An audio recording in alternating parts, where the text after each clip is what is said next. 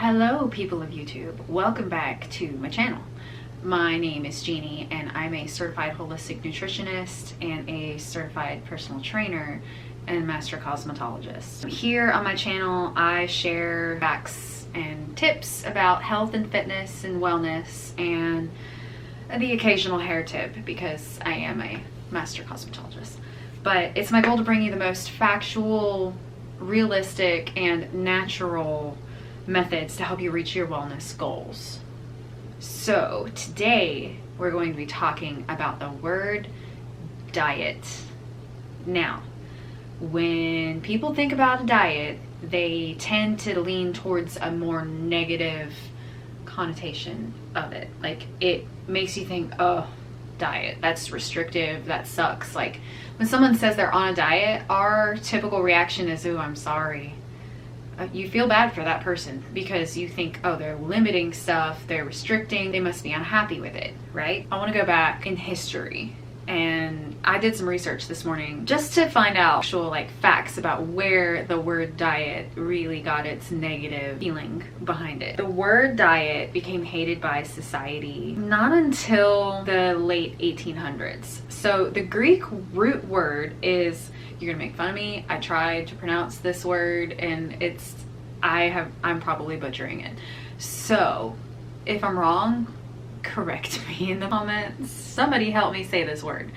Diatasthon, which means to live one's life, and the Latin root word for diet is dialectal, which is a manner of living. So there's nothing negative behind that at all. Like, to live one's life and a manner of living. Why is that negative? It makes no sense, right? The modern definition of the word, when you use it as a noun, is the food and drink that a person or animal usually consumes. We all need to eat and drink in order to survive. This is true. So when you're learning about animals, their diet consists of what they need in their environment to survive. So your diet is simply what you eat. That's it. There's no negative at all in that. We all need to eat and drink things to survive. Surviving is pretty positive. Living is positive in my opinion. Let's look a little bit at what happened. According to the Merriam-Webster dictionary, the word diet first appeared in English language in the 13th century. Then later in the early, middle, and modern ages, it was used to describe a way of living. More specifically, it was used as a way of living being prescribed by a physician to ensure your health. So back in the 1700s, if you got sick, a doctor, they make house calls, they would come to you and they say, well, what have you been eating? Because modern medicine wasn't where it is now. You know what I'm saying? Like, we didn't have doctors to go to, like, oh, I have a cold. Like, a cold could kill you back then because we didn't have antibiotics, things like that. There were no advancements in science. Looking back, it was really just a way for a physician to be like, okay, you need to stop eating that. That's not healthy, you should eat this. And so it was a way to describe the diet that they were prescribing a person to eat, because food is medicine. Food has always been medicine. It has ensured the survival of the human race. That's how we've been here for thousands of years. Let's go back 150 years from here. Obesity wasn't a common problem in human history until we industrialized the production of food and created shortcuts as a species to limit the physical activities we had to do in order to survive. Now, there's nothing wrong with that. The industrialization created, the world that we have now. I personally love having a car. I don't like horses. I don't want a horse and buggy. I don't want to have to handle that. So I'm really thankful that we had the industrial age and we have cars and we have things that make our lives easier. So before there were modern weight loss fads, there was an Englishman named William Banting. In 1863, he invented the low-carb diet. I didn't even know that. I thought Mr. Atkins created the low-carb diet.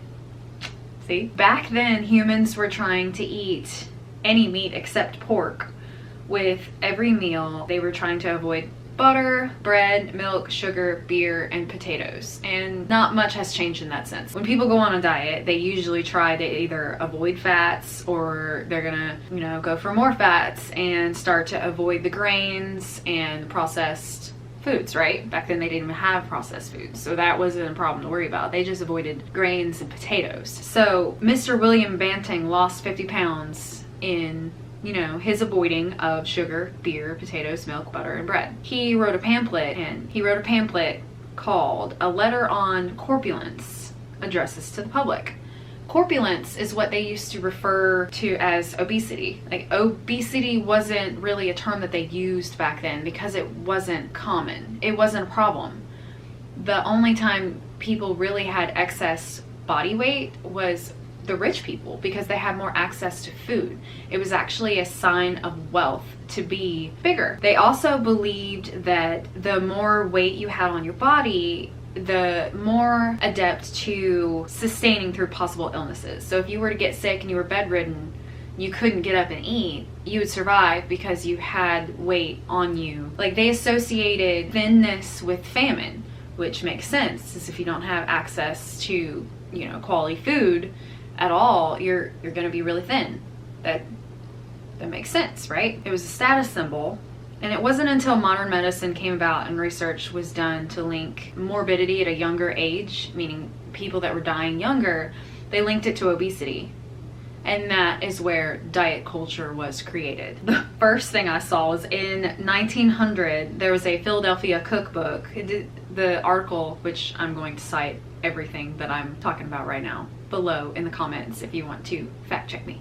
But the Philadelphia cookbook stated that an excess of flesh is to be looked upon as one of the most objectionable forms of disease, end quote. Like, that's in a cookbook. So they started in 1900, they started marketing and selling things to get people to think excess body fat was bad. Back then, they didn't even know what a fat cell was. There wasn't enough research on these topics. All they knew was that if you were bigger, you were more likely to die younger. So what they do, they start marketing towards that. If they find a way to sell you something, they will take it and run with it. So in 1903, there was a soap called La Parle obesity soap. It was marketed to never fail to reduce flesh and was sold for $1 per bar, which is really expensive for 1903. $1 for a bar of soap is ridiculous. You can get a whole bar of soap for $1 at Walmart today. So that's pretty expensive. Then came the Louisenbad reduction salt, which pledged to wash away your fat. Now, we all know that that doesn't work. You can't take a shower and use a specific soap. You can't even like target specific muscle areas to burn fat. Like, you can't target fat from specific areas on your body. Like, fat is distributed. You have to work the entire body. It just shows that people will sell things just to sell things because they can make money off of it. The next thing that I saw was an exercise machine called the Gray Bar Stimulator, and it was said to jiggle the pounds off. Jiggle. No, that's not how this works. The next one was Biles Beans promoted a laxative approach. So he marketed the idea that you could buy his laxatives and lose weight, which there's still a problem with that to this day. There are people that get addicted to laxatives. It's a form of an eating disorder. That's all the way from 1903. That's how long this has been around. You see how marketing influences the way we think about the things that are as simple as the word diet. It started out as, that's just in the English language to describe what you eat on a daily basis.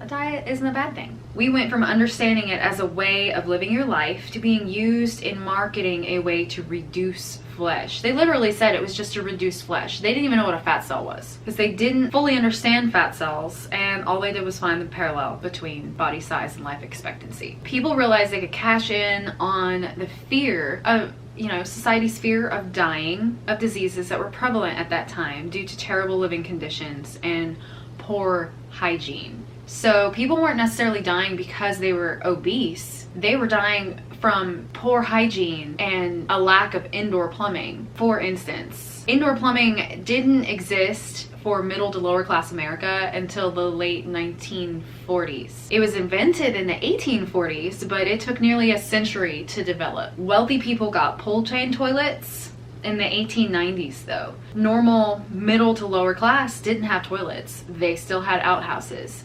We didn't have running water. They didn't have a way to heat the water other than to heat it up in a pot on a stove and pour it into a bathtub to get clean. And they might have been using that weird fat melting soap, which who knows if that was actual soap. I don't know, but I digress. In 1894, the government first advised to balance proteins, carbohydrates, and fats, which we all know that you should balance those, right? They didn't start telling people to do that until the 1890s. A few years later, life insurance companies, think about that, life insurance, you pay them to insure your life and they will give your family money when you die. You want that, right? They started reporting that being overweight increased your risk of death, and they would also increase your premiums if you were overweight. This is where diet culture stemmed from. In 1916, the Department of Agriculture came up with 5 food groups. Remember the food pyramid? Yep, that's where that came from. And then in World War II, charts were created showing ideal weight for height ratios, which are surprisingly close to what we consider a healthy BMI today. So how did our desire to live longer turn the word diet into something that represents limitations, restrictions, and temporary unhappiness? How'd that happen? It's everything I've said so far, besides what they did in the 1900s. Like, everything about the word diet has not been negative at all.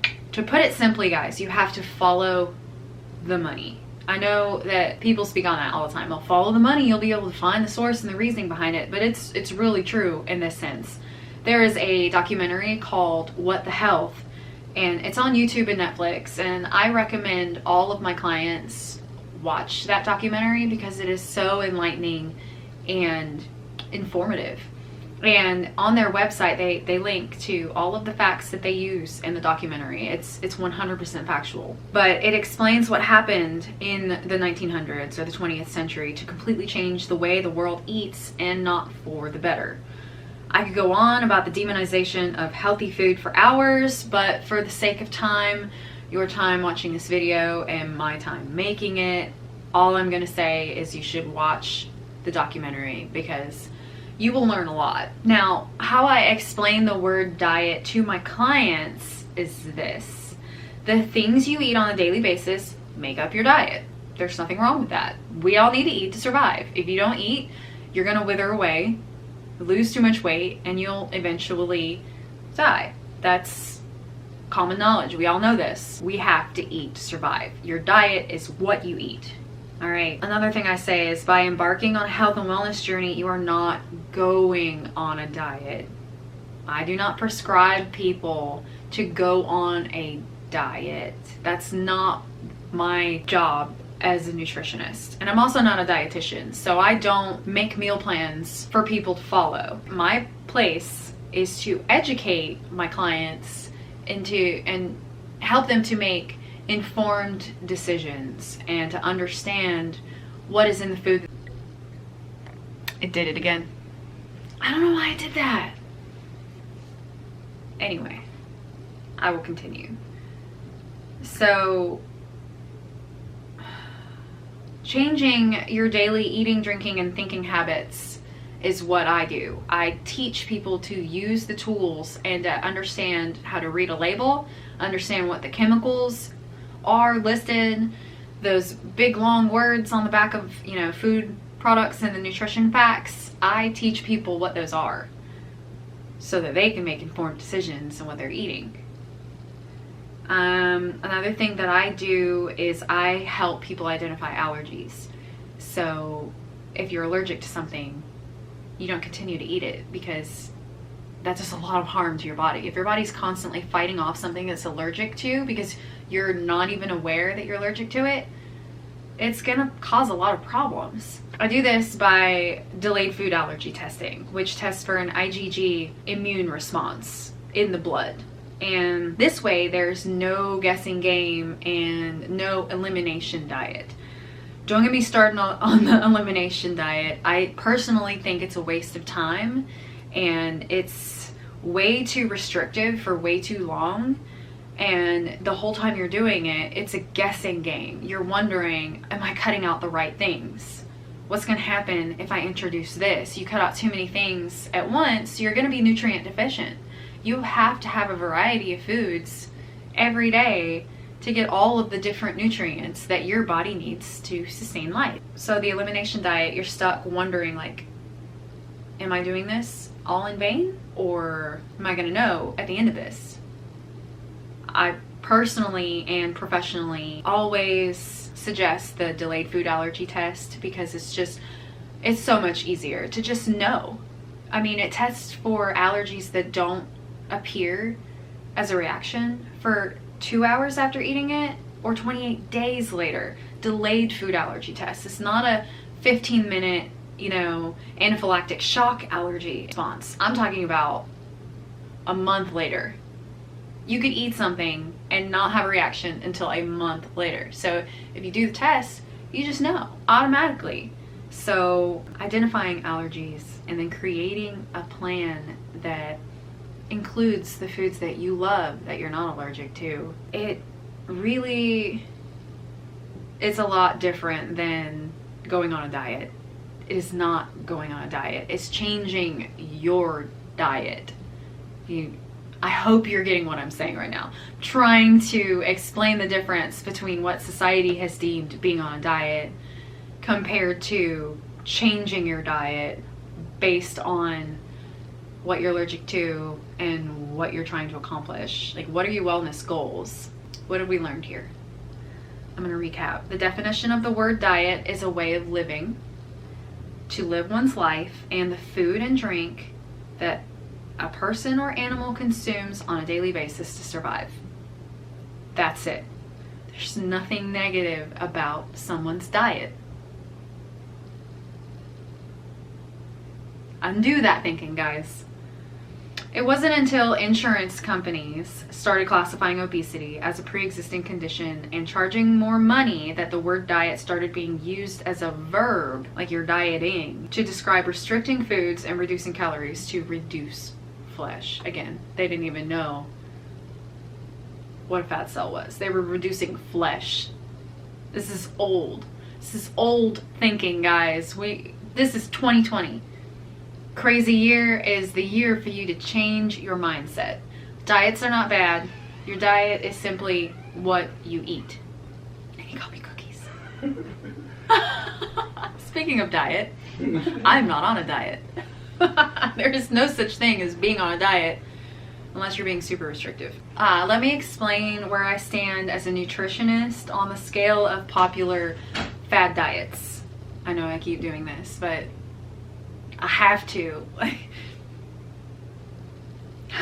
So I have tried all of the fad diets. I've gone vegan, I've gone vegetarian, pescatarian, I've done the Mediterranean diet, I have done paleo, I've done the whole food plant-based, I've done keto, I have done the South Beach diet and Atkins. They're all those three, keto, South Beach, and Atkins. They're all pretty much the same thing, just a different name, just so you're aware. For me, and for what I recommend to my clients, I'm kind of in the middle ground now. I've done them all, and the only thing that they all have in common is limiting, if not completely cutting out, sugar, processed sugar. And some of those even limit the amount of real sugar from fruit that you can have.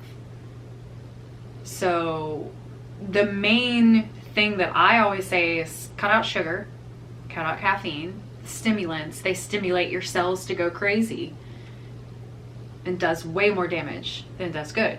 Tastes great, everything is good in balance. He just brought me cookies. I'm totally gonna eat some cookies, but I don't eat cookies all day long or every day for that matter. Another thing is, if a client has diabetes, I'm not going to suggest for them to be on a keto diet or paleo, because according to the American Cancer Society, meats are classified as a stage 2 carcinogen and are linked to increases in diabetes and other illnesses like heart disease and stroke. That wouldn't be healthy for that client to be eating that if they're already diabetic. See, there is no one-size-fits-all diet for each individual. Another example, if a client is severely underweight, I am not going to suggest the whole food plant-based diet or going vegan, because that eliminates all animal products and fats, including healthy fats from oils.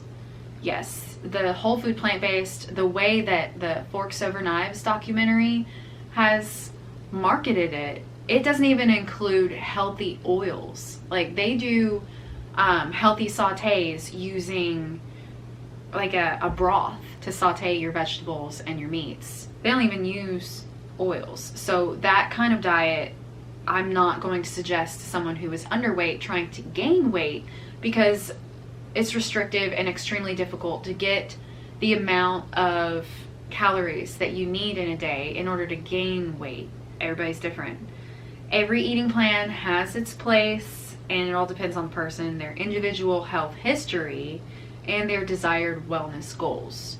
As a holistic nutritionist, the first thing that I do, and any of my clients, their first consultation is an hour and a half long. Sometimes it even runs to 2 hours, depending on how long it takes for me to get all the information. I ask a million questions because I get the whole picture of the entire body, not just what are your symptoms. I'm not a doctor, I'm a nutritionist, and I work on a cellular level. Everybody is different. Every nutrition plan needs to be different. Bottom line, not diet, nutrition plan. There is a big difference. So the point of this video is to help as many people as I can and hopefully give a better perspective on the term dieting, to really spark the shift in perspective that's needed to get on path of health and wellness. Because if you're stuck in the same limiting mindset that, oh, that nutritionist is going to put me on a diet and that is restrictive and I'm just not ready for that, you're not going to go anywhere. You're not going to make that change. You have to shift the perspective away from the negativity. So guys, remember, health is more than a number on the scale, okay? Wellness starts in your mind, and your diet doesn't have to be negative, restrictive, or scary. If you go into a life-changing habit with the mindset that it's going to suck, it is. It's going to suck, you're going to hate it, and you're going to fail. Because people don't continue to do something that they hate. And if they do, then there's some counseling that's needed. And I know a good counselor if you need one. Yeah, they're not going to stick to a plan that they hate. Period.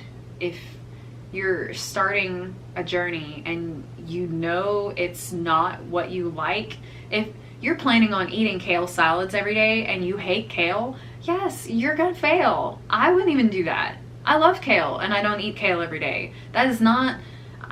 in the past 10 years, kale has pretty much like blown up as the healthiest food, but there are people that are allergic to it.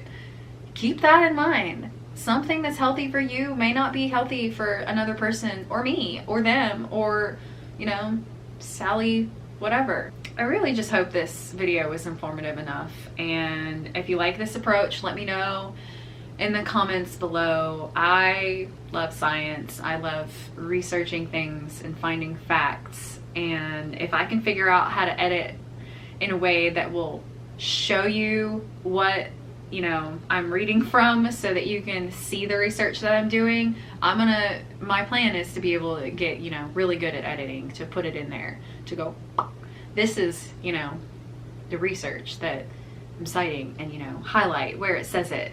That would be great. But for now, I'm just going to link it in the description box below so that you can see that I'm not lying. Anyway, like and subscribe and hit the little notification bell so you don't miss any of my future videos. Yeah, I hope I changed your perspective today, and thank you for watching, and as always, stay healthy, people.